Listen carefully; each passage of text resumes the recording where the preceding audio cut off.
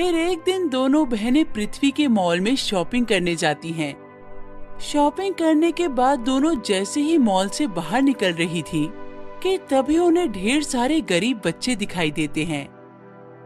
वो सभी बच्चे लोगों से भीख मांग रहे थे, लेकिन मॉल के सामने खड़ा चौकीदार उन सभी बच्चों को डंडे से मारने लगता है। तभी संध्या देखती है कि एक लड़की के सिर पर चोट लग गई है। ये देख संध्या से रहा नहीं जाता और वो चौकीदार को डांटने लगती है।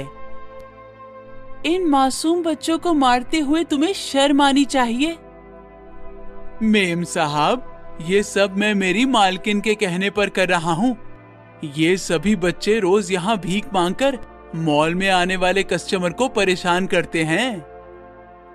तभी वहाँ मॉल की मालकिन आकर चौकीदार की बातों से सहमति जताने लगती है। रहने दे संध्या, इनसे बहस करने का कोई फायदा नहीं। उसके बाद दोनों बहनें उन बच्चों को पास के एक रेस्टोरेंट में ले जाकर उन्हें खाना खिलाने लगती हैं। आखिर तुम सब इस तरह यहाँ भीख क्यों मांग रहे हो? तुम्हारे माता पिता कहाँ हैं? हम सब अनाथ हैं दीदी। हमारा इस दुनिया में कोई नहीं है। कुछ दिनों पहले तक हम एक अनाथ आश्रम में रहते थे, लेकिन हमें वहां से भी निकाल दिया गया। अब हम सड़क पर फुटपाथ पर सोते हैं। हाँ दीदी, पेट भरने के लिए हमें लोगों से भीख मांगनी पड़ती है। हमारे माता पिता का देहांत कई सालों पहले हो गया था। माता पिता के ना रहने से कितनी तकलीफ होती है हमें पता है।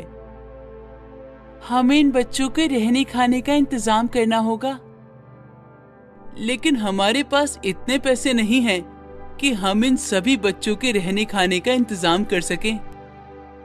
अब तो सिर्फ एक ही रास्ता है, हमें अपनी जादुई शक्ति का इस्तेमाल करना होगा। लेकिन तू तो जानती है कि हम अपनी जादुई शक्तियों का इस्तेमाल सिर्फ एक बार कर सकती हैं। उसके बाद हमारी सारी जादुई शक्तियां खत्म हो जाएंगी। इन बच्चों की भलाई करने में अगर हमारी शक्तियां खत्म हो जाती हैं तो हो जाए, लेकिन मैं इन्हें दुखी नहीं देख सकती। तू ठीक कहती है बहन, हमें इनकी मदद करनी चाहिए। उसके बाद दोनों बहनें उन सभी बच्चों को लेकर एक नदी के किनारे पहुंच जाती हैं। फिर वो दोनों नदी के किनारे की मिट्टी खोदकर उससे 2 गाउन तैयार कर लेती हैं। फिर वो दोनों अपने सिर के सारे बाल काटकर उन दोनों गाउन के ऊपर रख देती हैं। अब हम दोनों को मंत्र पढ़ना शुरू कर देना चाहिए। फिर दोनों बहनें जोर जोर से मंत्र पढ़ने लगती हैं। थोड़ी देर के बाद दोनों बहनों के शरीर से तेज रोशनी बाहर निकलकर दोनों जादुई गाउन के ऊपर गिरने लगती है। अगले ही पल वो दोनों गाउन सोने और चांदी के गाउन में बदल जाते हैं। हमने जादुई गाउन तैयार कर लिए हैं प्यारे बच्चों। अब ये दोनों गाउन हमेशा तुम्हारे साथ रहकर तुम्हारी जरूरत पूरी करेंगे। फिर रोमा चांदी के गाउन को उठाकर कहती है, चांदी के जादुई गाउन, इन बच्चों के रहने का इंतजाम करो। रोमा के इतना कहती ही चांदी के गाउन के अंदर से घर बनाने का ढेर सारा सामान बाहर निकलने लगता है। उसके बाद संध्या सोने के गाउन को उठाकर कहती है, घर बनाने का सारा सामान आ गया है। अब तुम घर बनाने के लिए मजदूरों को प्रकट करो। उसके बाद सोने के गाउन के अंदर से ढेर सारे मजदूर बाहर निकलने लगते हैं।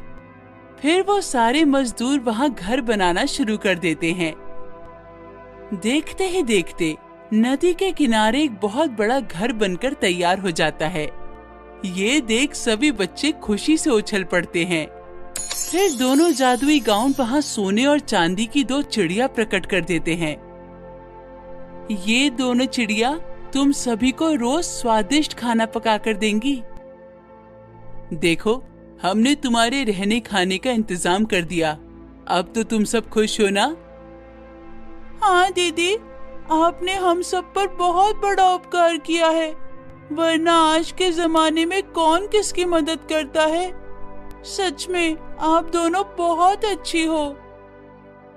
इस तरह उन अनाथ बच्चों का भला करके दोनों परी बहनें अपने घर लौट जाती हैं। उस दिन से सभी बच्चे बिना किसी तकलीफ के उस घर में रहने लगते हैं। लेकिन फिर कुछ दिनों बाद पास के जंगल में रहने वाली एक खतरनाक चुड़ैल नदी में पानी पीने आती है। तभी चुड़ैल की नजर उस घर में रह रहे बच्चों पर पड़ती है। अरे वाह, यहाँ तो ढेर सारे बच्चे हैं। आज तो मेरी दावत होने वाली है। उसके बाद चुड़ैल उन सभी बच्चों को मारने के लिए घर के अंदर दाखिल हो जाती है। चुड़ैल को देख सभी बच्चे डर के मारे थर-थर कांपने लगते हैं। अरे, अचानक यहाँ चुड़ैल कैसे आ गई?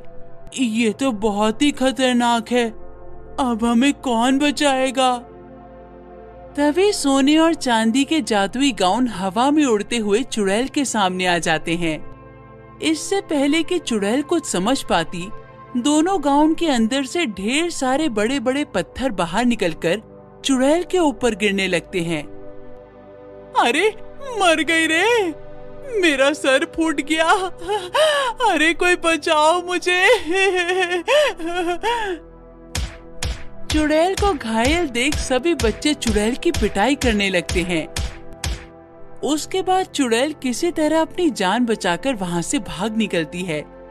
उस दिन के बाद से चुड़ैल दोबारा नदी के किनारे जाने की हिम्मत नहीं करती।